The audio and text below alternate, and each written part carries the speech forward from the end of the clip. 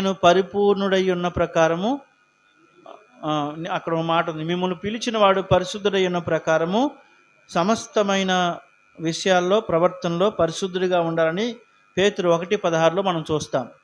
అలాగే ప్రభు అంటున్నాడు, సంపూర్ణుల మగుటకు సాగిపోదాం.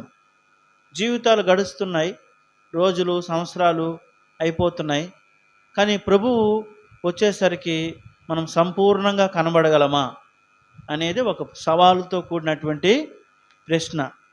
కొంతమంది అనుకుంటారు, దేవుడు మమ్మల్ని రక్షించుకున్నాడు కాబట్టి ఆల్రెడీ మేము సంపూర్ణంగా అయిపోయాం, పరిపూర్ణం అయిపోయాము, మేము ఇంకా ఒప్పుకోవాల్సిన అవసరత లేదు అనే ఒక గుంపు లోకంలో ఉన్నారు. కానీ నేనేమంటాను, వాక్యం ఏం చెప్తుందంటే, ఒక వ్యక్తి ఎప్పటికీ ఒప్పుకుంటూనే ఉండాలి. చనిపోయినంత వరకు తను తన పాపాలను ఏం చేయాలి, ఒప్పుకునే అనుభవం. అది కన్ఫెసింగ్ ఎక్స్పీరియన్స్ అంటారు దాన్ని. ఎందుకు అంటే ఏ చిన్న పాపము,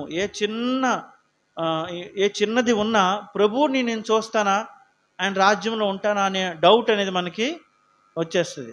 ఎందుకంటే మనలోనే ఒక ఇండికేటర్ ఉంది, మన హృదయమే మన దోషారోపణ చేస్తుంటుందట. మనలోనే ఉంటుంది, ఇగో పలానా విషయంలో నువ్వు తప్పిపోయావు, ఒప్పుకో విడిచిపెట్టు, ఒప్పుకో విడిచిపెట్టు అనేది మనకు జ్ఞాపకం చేస్తూ ఉంటుంది.